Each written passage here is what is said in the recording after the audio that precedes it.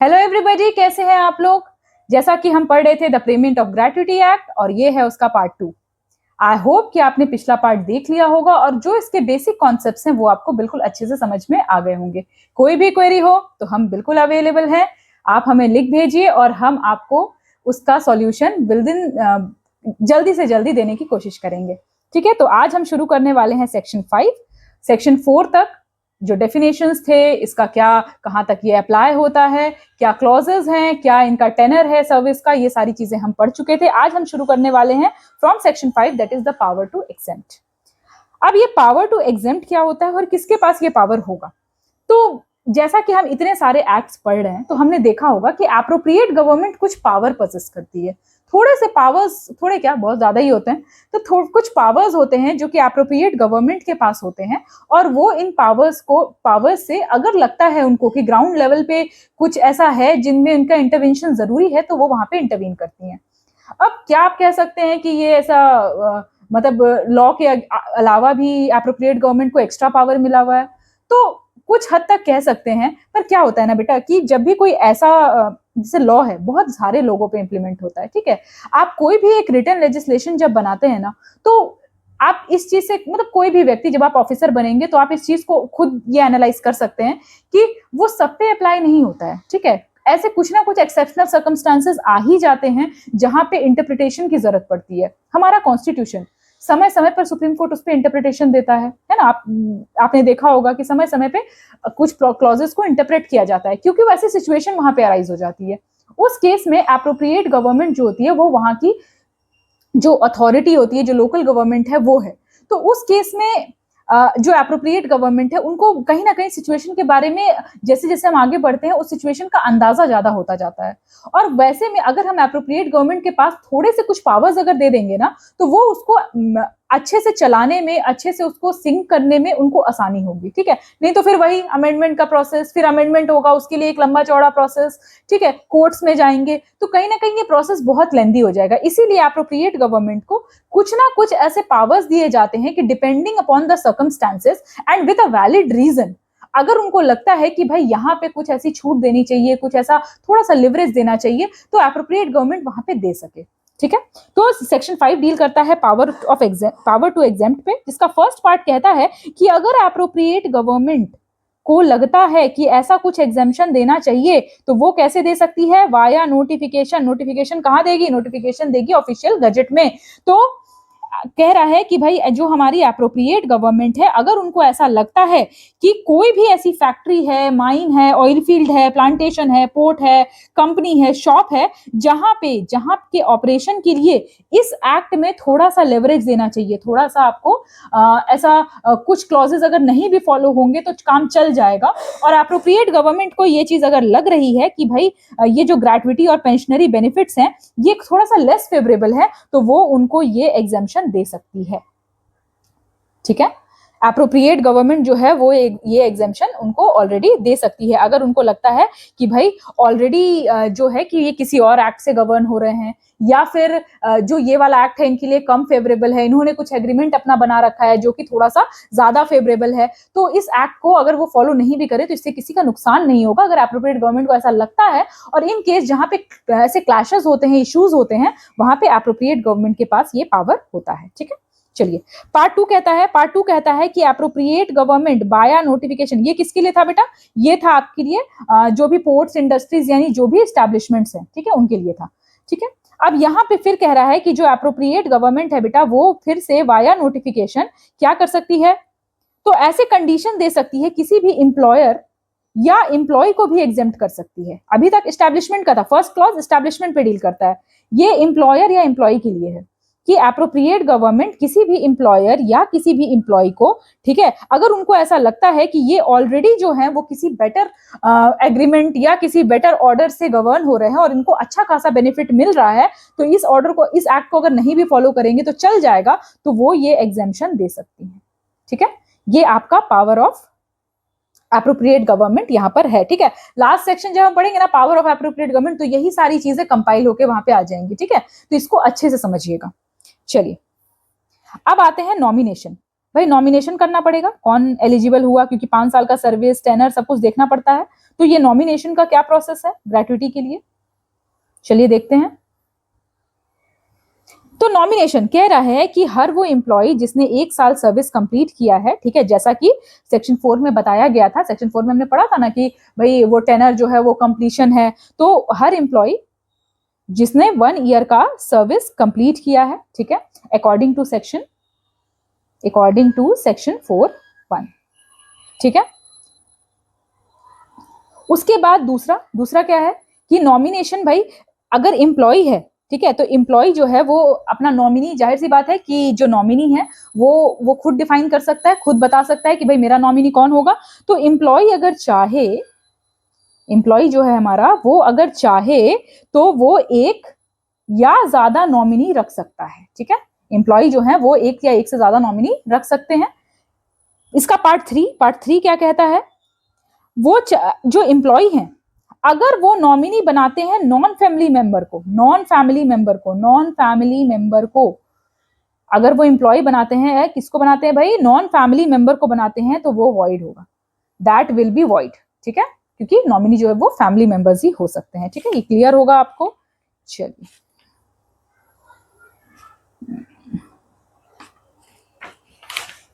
अगला पार्ट है आपका, वो क्या कहता है कि नॉमिनेशन, ये जो नॉमिनेशन आपको बनाना होगा ना, कि ये जो नॉमिनी है आपके, जो भी आप नॉमिनेशन करोगे, ठीक है, तो ये जो नॉमिनेशन होगा उसके लिए आपको रिटन क्या देना पड़ेगा, रिटन नोटिस देना पड़ेगा। किसको भाई, एम्प्लॉयर को, क्योंकि एम्प्लॉयर को कैसे पता चलेगा कि आपने किसको नॉमिनी बनाया, तो एम्प्लॉयर को आपको रिटन नोटिस देना पड़ेगा, जो भी मैनर प्रिस्क्राइब्ड होगा, जो भी वहां पे एक रूल होगा कि भाई इस हिसाब से आपको इस फॉर्म में कुछ फॉर्म्स दिए जाते हैं, तो इस फॉर्म में आपको नॉमिनी का नाम जो है, जो नॉमिनेशन है वो करना है। देखो 1 ईयर, जैसे ही 1 ईयर आपका कंप्लीट हुआ, आप अपना नॉमिनेशन दे सकते हैं, भले आप एलिजिबल बाद में होंगे, लेकिन नॉमिनेशन दे सकते हैं। उसके बाद क्या है कि एम्प्लॉय चाहे तो एक या एक से ज्यादा नॉमिनी रख सकते हैं, एम्प्लॉय के जो फैमिली मेंबर है वही नॉमिनी बन सकते हैं। फिर रिटन नोटिस देना पड़ेगा एम्प्लॉयर को, वो भी प्रिस्क्राइब्ड फॉर्मेट में।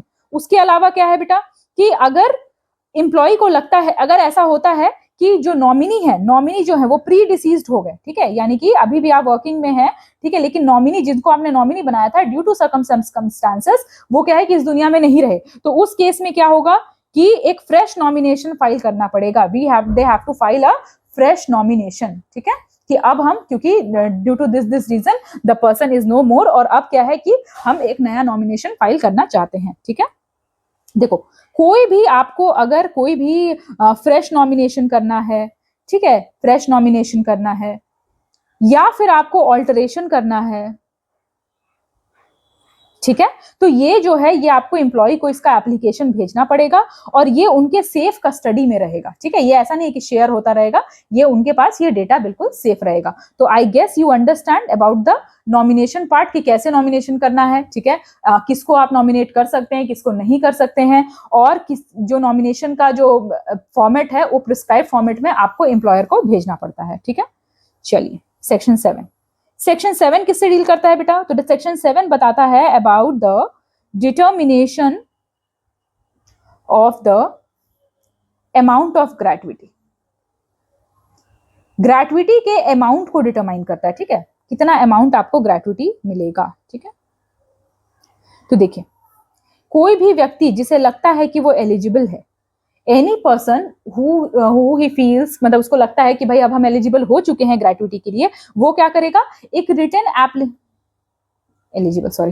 वो एक क्या करेगा, एक रिटन एप्लीकेशन देगा, ठीक है, किसको देगा रिटन एप्लीकेशन, एम्प्लॉयर को रिटन एप्लीकेशन देगा एम्प्लॉयर को कि भाई मेरा जो है ये जो में हम एलिजिबल हो चुके हैं ग्रेट्युटी के लिए, तो आप मेरा जो प्रोसेसिंग है वो शुरू कर दीजिए, ठीक है।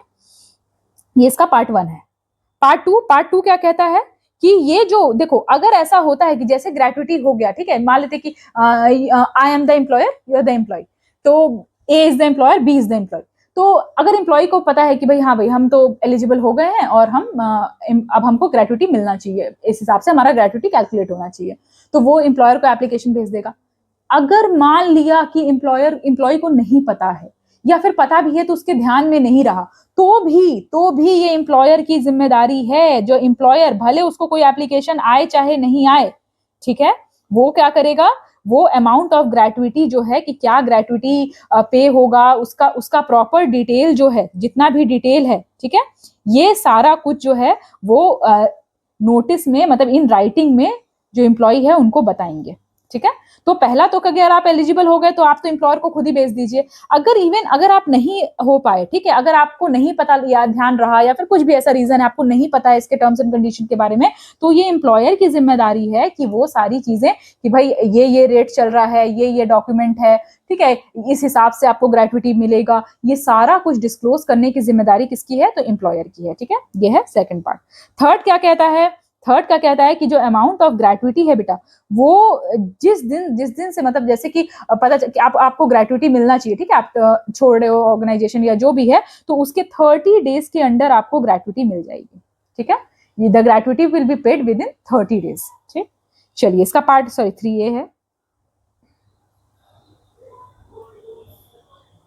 3A क्या कहता है कि ये जो अमाउंट है, ठीक है, अगर मान लेते हैं किसी वजह से एम्प्लॉयर ने नहीं पे किया, ग्रेट्युटी को नहीं पे किया, ठीक है, तो उस केस में क्या होगा कि अगर जितना भी लेट होता है, मान लेते हैं 6 महीने लेट हो गया, तो सिंपल इंटरेस्ट से, ना कि कंपाउंड इंटरेस्ट बल्कि सिंपल इंटरेस्ट से जोड़ करके उनको क्या है कि रीपे करना पड़ेगा, ठीक है। सेंट्रल गवर्नमेंट क्योंकि एक टाइम देती है, जैसे 30 दिन का टाइम दिया गया, मान लेते हैं ड्यू टू सर्कमस्टेंसेस या एम्प्लॉयर अपनी गलती मान रहा है कि हाँ भाई मेरी गलती है लेकिन now I want to pay, तो up to a certain limit of time simple interest, जितना टाइम डिले हुआ है उससे सिंपल इंटरेस्ट जोड़ करके उस व्यक्ति को ग्रेट्युटी दी जाएगी, ठीक है।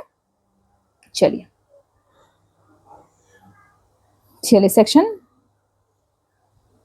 हाँ, अब एक चीज यहाँ पे थोड़ा सा एक प्रोविजियो है यहाँ पे। प्रोविजियो ये है बेटा कि अगर ये जो डिले इन द पेमेंट है ग्रेट्युटी की, ये हुई है due to the fault of employ, ठीक है, उन्होंने अकाउंट नंबर गलत दे दिया, या फिर उनको बुलाया जा रहा है वो आ ही नहीं रहे हैं, या फिर उनका फोन ही नहीं लग रहा है, तो अगर फॉल्ट ऑफ एम्प्लॉय है तो उस समय पे सिंपल इंटरेस्ट नहीं दिया जाएगा, ठीक है। तो अगर फॉल्ट ऑफ एम्प्लॉय है मतलब एम्प्लॉयर वहां पे अपने बोनाफाइड इंटेंशन को प्रूफ करने में अगर सक्षम है, और ये गलती जो है एम्प्लॉय के कह लो कि गलती कह लो या फिर इग्नोरेंस कह लो, इग्नोरेंस की वजह से हुआ है, तो उस समय पे there not be any interest जो कि यहाँ पे किया जाएगा, ठीक है। चलिए आते हैं अगले पार्ट पे इसके, ठीक है। अभी हम सेक्शन 7 ही पढ़ रहे हैं ना, ये ध्यान रखिएगा अभी, क्योंकि सेक्शन 7 थोड़ा सा लंबा है। चलिए अब आते हैं 4A पे। 4A क्या कहता है? 4A कहता है कि भाई अगर कोई डिस्प्यूट होता है, if there is dispute regarding the payment of gratuity, ठीक है, अगर कुछ ऐसा लगता है कि कुछ डिस्प्यूट है कि इतना अमाउंट नहीं, इतना जो एम्प्लॉय है वो कुछ और कैलकुलेट कर रहा है, एम्प्लॉयर जो है वो कुछ और कैलकुलेट कर रहा है, तो उस जगह पे जो कॉम्पिटेंट अथॉरिटी है वो रोल में आते हैं। तो द कॉम्पिटेंट अथॉरिटी, ठीक है, जो आपके कॉम्पिटेंट अथॉरिटी है, और ये कॉम्पिटेंट अथॉरिटी कौन है भाई? तो हमारे, याद करो हमने पढ़ा है सेक्शन 3 में कंट्रोलिंग अथॉरिटी। तो हमारे जो कंट्रोलिंग अथॉरिटी हैं, ये कंट्रोलिंग अथॉरिटी जो है इनके पास डिपॉजिट किया जाएगा। अगर डिस्प्यूट है तो ये जो पेमेंट है अपने डॉक्यूमेंट के हिसाब से उनके पास डिपॉजिट किया जाएगा, और ये इसको एनालाइज करके अगर इनको लगता है कि भाई एम्प्लॉय जो है वो ज्यादा मांग रहा है और एम्प्लॉयर ने सही किया है, तो वो ये पेमेंट जो है वो एम्प्लॉय को दे देंगे। और अगर लगता है कि भाई एम्प्लॉय सही है और एम्प्लॉयर ने कम पेमेंट किया है, तो वो एम्प्लॉयर को बुला करके उसको सारे कंडीशन के हिसाब से और पेमेंट करने के लिए कहेंगे, ठीक है। तो ये सारा कुछ, अब यहाँ पे कौन रोल में आ गए हैं? तो भाई हमारे कंट्रोलिंग अथॉरिटी आ गए हैं, इनके पास ही पेमेंट जमा होगा और वहीं से फिर जो एम्प्लॉय है उसको मिलेगा, ठीक। चलिए ठीक है, ठीक है। तो वही जो मैंने आपको बताया, जो अगला पार्ट है इसका वो यही है कि अगर मान ले कोई अमाउंट है जो कि कम है, ठीक है, तो वो एम्प्लॉयर को डायरेक्ट करेंगे कि भाई इतना इतना अमाउंट आपका कम है और वो आपको यहाँ पे करना पड़ेगा। तो वो चीजें जो है वो आपके कंट्रोलिंग अथॉरिटी यहाँ पे बताएंगे, ठीक है। और अगर कोई एक्सेस अमाउंट है, कुछ ज्यादा है, तो वो वापस एम्प्लॉयर को दे भी देंगे, ठीक है। अगर कोई एक्सेस अमाउंट है, मान लेते हैं कि एम्प्लॉयर ने ज्यादा जमा कर दिया है जो कि जितने के लिए एम्प्लॉय एलिजिबल ही नहीं है, तो उसमें वो एक्सेस अमाउंट जो है वो रिटर्न कर देंगे किसको भाई? रिटर्न टू द एम्प्लॉयर, ठीक है, return to the employer, employer को ये रिटर्न बैक कर देंगे, ठीक है। अब जैसे ही इसका अगला पार्ट क्या कहता है बेटा कि जैसे ही कंट्रोलिंग अथॉरिटी के बाद पैसे आए, जैसे ही कंट्रोलिंग अथॉरिटी को पेमेंट मिला, अथॉरिटी रिसीव्स पेमेंट, ठीक है, जैसे ही कंट्रोलिंग अथॉरिटी जो है उनको पेमेंट मिला, तो वो क्या करेंगे? वो इसको एम्प्लॉय को दे देंगे, ठीक है, जो एम्प्लॉय है उसको जल्दी से जल्दी वो हैंड ओवर कर देंगे, ठीक है। अगर एम्प्लॉय नहीं है तो उसके नॉमिनी को देंगे, ठीक है। अगर एक नॉमिनी है तो ठीक है, एक से ज्यादा है तो ठीक है, अगर नॉमिनी माइनर है तो उसके गार्डियन को, ठीक है, गार्डियन को। अगर कोई डिस्प्यूट नहीं है तो if there is no dispute, और अगर डिस्प्यूट होगा तो क्या करेंगे, वो उसके नाम से फिक्स डिपॉजिट हो जाएगा, है ना, जो कि वो जब वो मेजर हो जाएगा तब उसको मिलेगा, ठीक है। अब इसका अगला पार्ट देखो, 4A तक हमने पढ़ा। अब इसका जो पार्ट 5 है, पार्ट 5 है वो क्या कहता है, पार्ट 5 कहता है कि जो कंट्रोलिंग अथॉरिटी है बेटा, ये जो कंट्रोलिंग अथॉरिटी है, कंट्रोलिंग अथॉरिटी है हमारी, इसके पास पावर कैसे होंगे, तो इसके पास पावर होंगे लाइक अ सिविल कोर्ट। जो काम सिविल कोर्ट कर सकती हैं, क्या क्या कर सकती हैं, attendance of a person, person को बुला सकती हैं, ठीक है, पर्सन को बुला सकती हैं एग्जामिन करने के लिए, ठीक है, टू एग्जामिन, एग्जामिन करने के लिए पर्सन को बुला सकती हैं। और क्या कर सकती हैं, प्रोडक्शन ऑफ डॉक्यूमेंट के लिए ऑर्डर कर सकती हैं, प्रोडक्शन ऑफ डॉक्यूमेंट्स के लिए ऑर्डर कर सकती हैं।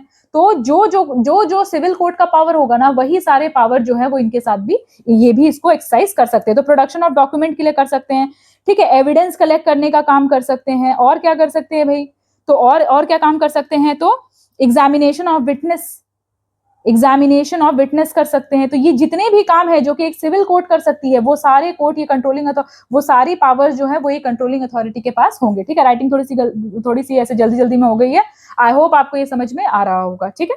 चलिए आते हैं सेक्शन 6 में। सेक्शन 6 क्या कहता है, इसी का पार्ट 6 जो है, पार्ट 6 है।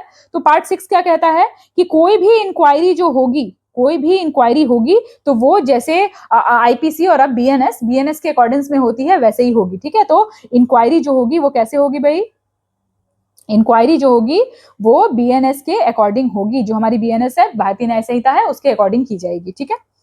चलिए इसका पार्ट 7 है। पार्ट 7 क्या कहता है कि कोई भी अगर अग्रीव्ड है, अगर ऑर्डर से अग्रीव्ड है, ठीक है, ऑर्डर से क्या है, वो व्यक्ति अग्रीव्ड है, ठीक है, तो वो क्या कर सकता है, विद इन 60 डेज के अंदर, 60 डेज के अंदर वो क्या कर सकता है, अपील कर सकता है। किसको अपील कर सकता है, appropriate government, appeal to the appropriate government, या तो एप्रोप्रिएट गवर्नमेंट या तो फिर कोई भी ऐसी अथॉरिटी जो इन्होंने अपॉइंट की है, या तो एप्रोप्रिएट गवर्नमेंट या तो जो अथॉरिटी इन्होंने अपॉइंट की है, ठीक है। और अगर ऐसा होता है, अगर कोर्ट को लगता है कि भाई ये कुछ टाइम लग गया, ठीक है, कुछ भी ऐसा इमरजेंसी आ गया या कुछ भी ऐसा हुआ जो कि जिसके कारण डिले हो गया, जो कि बोनाफाइड डिले है, यानी कि पर्सन इसमें गलती किसी की नहीं है, ठीक है, सिचुएशन की गलती है, तो उस केस में 60 डेज को और 60 डेज बढ़ाया जा सकता है, ठीक है, यानी कि टोटल 120 डेज। ऐसे तो 60 डेज टाइम है, 60 डेज के अंदर आप एप्रोप्रिएट गवर्नमेंट या उनके द्वारा किसी अपॉइंटेड अथॉरिटी को कंप्लेन कर सकते हैं। लेकिन अगर कंप्लेन नहीं होता है, और ये जो मैं बार बार बोल रही हूँ ना, ये अथॉरिटी कौन होगी, तो ये एप्रोप्रिएट गवर्नमेंट जो है वो समय समय पर वाया ऑफिशियल गजेट में नोटिफिकेशन डाल के बताती रहेगी, ठीक है। तो जो लोग एक्चुअल में कंप्लेन करते हैं तो वो उस समय का सर्कुलर देखते हैं कि भाई ये जो रूल आया है वो प्रॉपरली, मतलब कि उसमें कौन है अथॉरिटी, तो वो रूल के हिसाब से मेंशन रहता है, ठीक है। तो 60 डेज और प्लस 60 डेज। चलिए, और उसके बाद फिर पार्ट 8 क्या कहता है कि ये जो एप्रोप्रिएट गवर्नमेंट है या फिर जो अथॉरिटी है, एप्रोप्रिएट गवर्नमेंट या फिर जो एपिलेट आपकी जो एपिलेट अथॉरिटी है, ये क्या कर सकती है, पहले तो अपॉर्चुनिटी देगी, पहले तो ये क्या करेगी, अपॉर्चुनिटी ऑफ हियरिंग देगी, ठीक है, अपॉर्चुनिटी ऑफ हियरिंग देगी। और जब ये अपॉर्चुनिटी ऑफ हियरिंग देने के बाद या तो उस ऑर्डर को कंफर्म कर देगी कि भाई जो ऑर्डर था बिल्कुल सही था, फालतू यहाँ पे आए हैं, या तो उसको क्या करेगी, मॉडिफाई करेगी, मतलब थोड़ा बहुत उसमें कुछ ऐड करेगी कि भाई चलिए ये नहीं, ये भी होना चाहिए, या फिर उसको रिवर्स कर देगी। अगर उनको लगता है कि भाई जो ये पहले जो ऑर्डर आया था बाय द कंट्रोलिंग अथॉरिटी वो इन कन्वीनियंस विद द लॉ नहीं है, तो उसमें क्या करेंगी वो कि उस ऑर्डर को रिवर्स भी कर सकती हैं, ठीक है। ये इनकी जो एपिलेट अथॉरिटी है उनके पास ये पावर है, ठीक है। एपिलेट अथॉरिटी कौन होगी, ये एप्रोप्रिएट गवर्नमेंट समय समय पर विद सर्कुलर्स विद नोटिफिकेशंस बताती रहती हैं। चलिए अब आते हैं सेक्शन 7A पे। 7A deals with appointment of inspectors. भाई चेक करने के लिए इंस्पेक्टर तो चाहिए ना, क्योंकि देखो इश्यूज को रिजॉल्व करने के लिए you have a competent authority जिसको कंट्रोलिंग अथॉरिटी कहते हैं, लेकिन इंस्पेक्टर्स चाहिए ना ताकि वहां पे चेक कर सके प्रॉपर काम हो रहा है कि नहीं हो रहा है, कुछ ऐसा ग्राउंड लेवल पे वर्क करने के लिए चाहिए। तो एप्रोप्रिएट, इसको भी कौन अपॉइंट करेगा, तो एप्रोप्रिएट गवर्नमेंट। याद रखना बेटा, जब हम पावर्स ऑफ एप्रोप्रिएट गवर्नमेंट पढ़ेंगे ना तो यही सारी चीजें वहां पे आएंगी, ठीक है। तो ये जो एप्रोप्रिएट गवर्नमेंट है हमारी अंडर सेक्शन 7A, ये क्या कर सकती है, इंस्पेक्टर को अपॉइंट कर सकती है, बढ़ा करके 1 2 3 4 जितना भी लगता है कि उस एरिया के लिए जरूरी है उतने इंस्पेक्टर्स ये वहां पे अपॉइंट कर सकती हैं, ठीक है। चलिए, ठीक है। और इसका अगला पार्ट क्या कहता है कि भाई ये जो इंस्पेक्टर साहब होंगे ये होंगे पब्लिक सर्वेंट, ठीक है, गवर्नमेंट ऑफिसर, ये जो आप बनने वाले हैं वही होंगे ये, यानी कि ये जो इंस्पेक्टर साहब है इनको पब्लिक सर्वेंट की तरह ट्रीट किया जाएगा, he will be considered as a public servant only, ठीक है। I guess it is clear for you, आपको अच्छे से समझ में आ गया होगा। चलिए, सेक्शन 7B, सेक्शन 7B किससे डील करता है बेटा? पावर ऑफ इंस्पेक्टर से डील करता है। ये मुझे लगता है कि हर एक्ट में लगभग लगभग सेम है, ठीक है। पावर ऑफ इंस्पेक्टर्स जो है वो लगभग लगभग हर एक्ट में सेम है। जिन्होंने पहले पढ़ा है उनको बहुत आसानी से ये बिल्कुल एकदम ऐसे बिल्कुल बटर फ्लो की तरह से निकलेगा कि भाई ये तो हमको पता ही है। तो भाई क्या है पावर ऑफ इंस्पेक्टर? तो पहली बात तो पावर देता कौन है? तो हमारी एप्रोप्रिएट गवर्नमेंट देती है, ठीक है। एप्रोप्रिएट गवर्नमेंट बताती है कि आपके पास क्या क्या पावर होंगे, किस किस लिमिट तक पावर होंगे, लगभग लगभग सेम पावर रहते हैं। से बोलते बोलते ना गला सूखने लगता है, पता है, मतलब when I continue speaking for so many hours, तो the law, मतलब लॉ ऐसा है ना कि आप जितना एक्सप्लेन कर सको ना उतना कम है। मतलब there are so many interpretations, so many legal जो इसकी रूलिंग्स है, तो इसको जितना भी एक्सप्लेन करो कम है। But we are studying it for examination purpose, तो कहीं ना कहीं एक्सप्लेनेशन लिमिटेड होगा, ठीक है। तो end of course I need to speak continuously for like half an hour 40 minutes. तो पावर ऑफ इंस्पेक्टर कितना है बेटा? तो पावर ऑफ इंस्पेक्टर में क्या क्या आता है? तो ये क्या कर सकते हैं कि कोई भी इंफॉर्मेशन अगर इनको चाहिए हो, ठीक है, कोई भी इंफॉर्मेशन इनको चाहिए हो तो ये ऑर्डर कर सकते हैं। किस लिए भाई? तो फर्निश करने के लिए, इंफॉर्मेशन फर्निश करने का ऑर्डर ये कर सकते हैं। ये है पावर ऑफ इंस्पेक्टर। इसके अलावा और क्या कर सकते हैं? एंटर कर सकते हैं किसी भी प्रीमाइसिस में और इंस्पेक्ट भी कर सकते हैं। एंटर कर सकते हैं और इंस्पेक्ट कर सकते हैं, लेकिन रीजनेबल आवर में। ऐसा कहा गया है कि भाई रीजनेबल आवर में, अगर कुछ अर्जेंट है, अगर लगता है कि नहीं भाई ये काम ये अभी ही हो सकता है, ठीक है, कोई इंडस्ट्री है जो कि इस पर्टिकुलर आवर में ही चलती है, तो फिर वो डिपेंड करता है। लेकिन ऐसे एंटर कर सकते हैं, इंस्पेक्ट कर सकते हैं विथ हिज असिस्टेंट्स, ठीक है। अगर उनको लगता है कि भाई अकेले दैट्स अ रिस्की काम है, तो अकेले नहीं, अपने जो भी असिस्टेंट्स हैं या उनको लगता है, या कोई पब्लिक अथॉरिटी है या लोकल अथॉरिटी है, तो उनके साथ अगर वो चाहें तो वो कहीं पे भी एंटर कर सकते हैं और इंस्पेक्ट भी कर सकते हैं, ठीक है। चलिए, इसके अलावा और क्या कर सकते हैं भाई हमारे इंस्पेक्टर साहब? देखते हैं। एग्जामिन कर सकते हैं बेटा, ठीक है, एग्जामिन कर सकते हैं, उस प्रीमाइसिस को एग्जामिन कर सकते हैं कि भाई सब काम सही से चल रहा है कि नहीं चल रहा है। मतलब कि, और एक बात ध्यान रखना कि जिस एक्ट में भी जो भी इंस्पेक्टर साहब होंगे वो सिर्फ अपने मतलब जो उनके पावर्स है ना उस लिमिटेड पावर्स से रिलेटेड ही कर सकते हैं। अब ये नहीं कि कोई अगर कोई क्रिमिनल ऑफेंस हो रहा है तो इसके लिए ये जो इंस्पेक्टर साहब अपॉइंटेड है वो इसमें होंगे, उसके लिए जो क्रिमिनल ऑफेंसेस के लिए जो अपॉइंटेड हैं, जो उस एरिया के इंचार्ज है वो देखेंगे, है ना। तो इनका पावर जो है वो लिमिटेड है इस एक्ट के लिए, ठीक है। जो इंस्पेक्टर साहब यहाँ पर है उनका पावर इस एक्ट के बेसिस पे लिमिटेड है, ठीक है। उसके बाद और क्या कर सकते हैं? तो कॉपीज ले सकते हैं, कॉपीज या एक्सट्रैक्ट्स ले सकते हैं। कहां से भाई? रजिस्टर से या रिकॉर्ड से या नोटिस से कोई भी वो कॉपीज या एक्सट्रैक्ट ले सकते हैं, या फिर कोई और power, other power as prescribe, ठीक है। एप्रोप्रिएट गवर्नमेंट अगर कोई और पावर भी देती है तो वो भी यहाँ पे, मतलब कि वो डिपेंड करता है, एप्रोप्रिएट गवर्नमेंट पे पूरा पूरा डिपेंड करता है, ठीक है। चलिए, ये हो गया आपका 7A का पार्ट 1, ठीक है। ये आपका 7A का पार्ट 1 है, 7B का पार्ट 1 है। अब 7B का पार्ट 2 क्या कहता है? पार्ट 2 कहता है कि अगर हमारे इंस्पेक्टर साहब किसी को कहते हैं कि भाई आप मुझे रजिस्टर का या रिकॉर्ड का या नोटिस का, रजिस्टर का, रिकॉर्ड का या नोटिस का, कुछ भी चीज का अगर आप मुझे कॉपी दीजिए, या फिर आपको मेरे सवालों का, मतलब कुछ मेरे क्वेरीज हैं उसको सॉल्व करिए, तो the person is legally bound.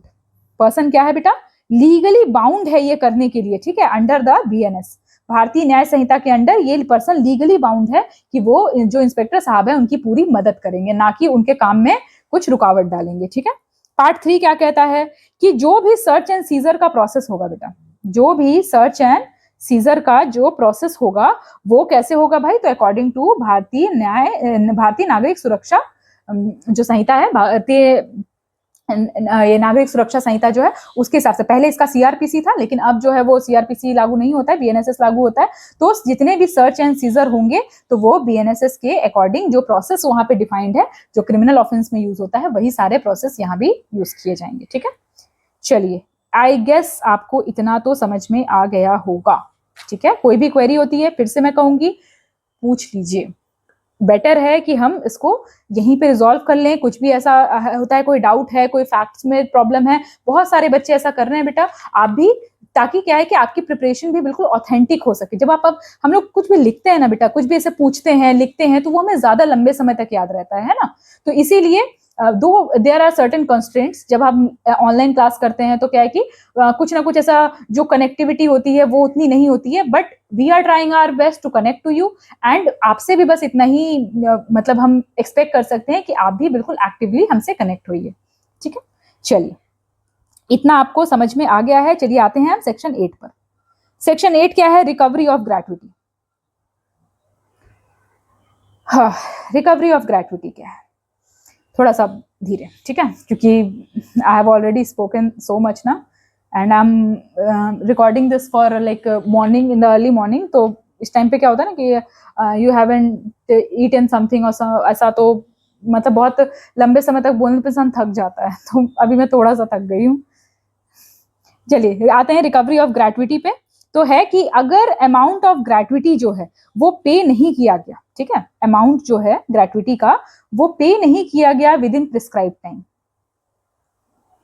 Amount of gratuity not paid with in prescribe time, तो जो हमारी कंट्रोलिंग अथॉरिटी है, देखो ऐसे याद करोगे ना पार्ट बाय पार्ट, तो आपको पूरा सेक्शन जो है ना, जो इतना लंबा चौड़ा दिख रहा है ना, वो आपको बहुत अच्छे से याद हो जाएगा। तो अगर अमाउंट है वो प्रिस्क्राइब टाइम में पेड नहीं हुआ, नॉट पेड, ठीक है, तो कंट्रोलिंग जो हमारी अथॉरिटी है वो अग्रीड पर्सन क्या करेगा? एप्लीकेशन देगा। कंट्रोलिंग अथॉरिटी जो है वो क्या करेगी? सर्टिफिकेट इशू करेगी। क्या करेगी? सर्टिफिकेट इशू करेगी।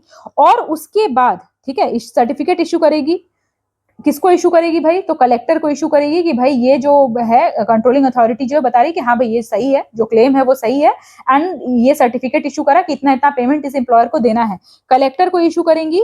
और उसके बाद जो रिकवरी होगी, कलेक्टर साहब जो रिकवरी कराएंगे, ठीक है, वो कैसे कराएंगे भाई? तो वो कंपाउंड इंटरेस्ट में कराएंगे।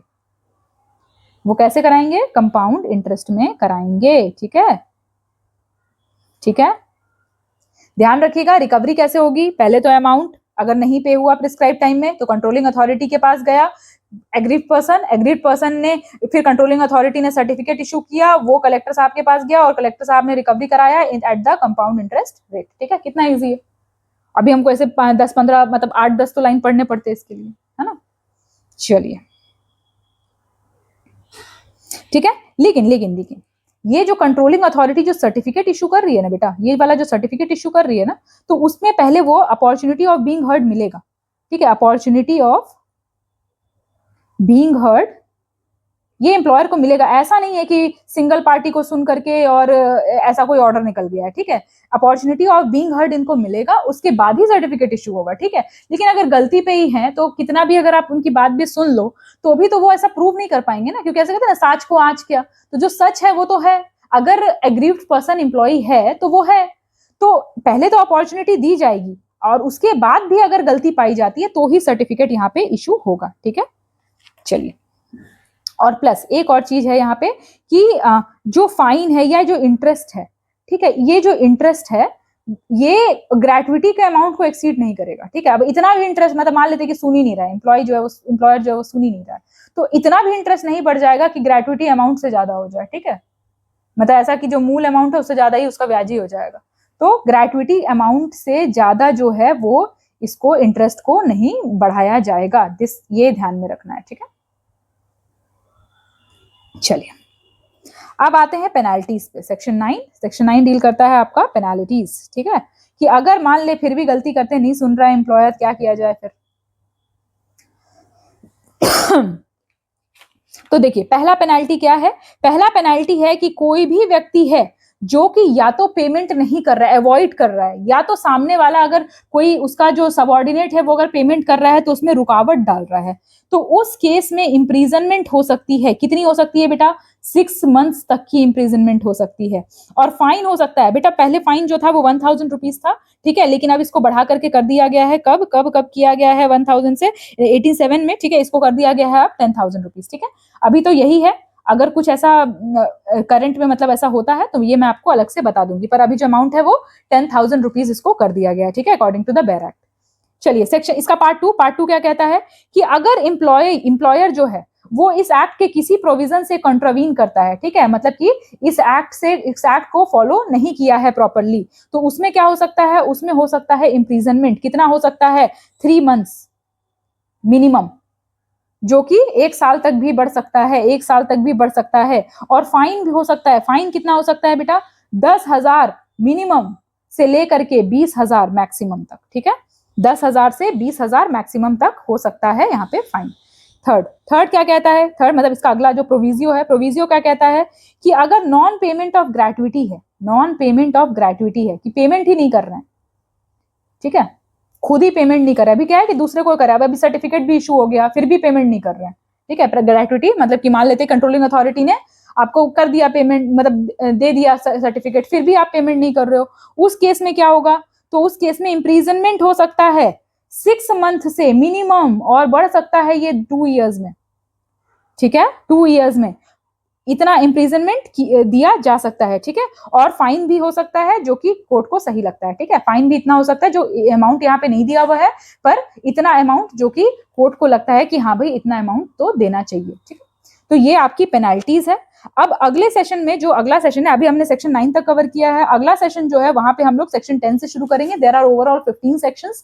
तो जो अगला सेशन होगा that will be the last session for this particular act, और उसके बाद will be starting with some other act, ठीक है। Will try to complete your syllabus बेटा within the stipulated time. हम पूरी कोशिश कर रहे हैं to make the resources available for you. Meanwhile आपसे एक्सपेक्टेड है कि आप पढ़ते रहिए, अपने क्वेरीज को बिल्कुल सॉल्व करते रहिए, इस प्लेटफॉर्म का मैक्सिमम बेनिफिट लीजिए, ठीक है। और आपके फीडबैक्स, अगर आपको कोई क्वेरी है या आप कुछ ऐसा आप अपने वैल्यूएबल फीडबैक्स देना चाहते हैं हमें, तो बिल्कुल मत रुकिए, एकदम फटाफट से हमें दे डालिए, ताकि क्योंकि ये देख करके हमें बहुत अच्छा लगता है जब आप इंगेज होते हो ना, जब आप हमसे कम्युनिकेट करने की कोशिश करते हो, that makes us very elated. और यही हमारा मोटिवेशन है, ताकि हम इस सीरीज को और अच्छे से डबल जोश के साथ, डबल जान लगा के आपकी प्रिपरेशन को और पक्का करते हैं, ठीक है। तो मिलते हैं अगले लेक्चर में। Till then bye bye.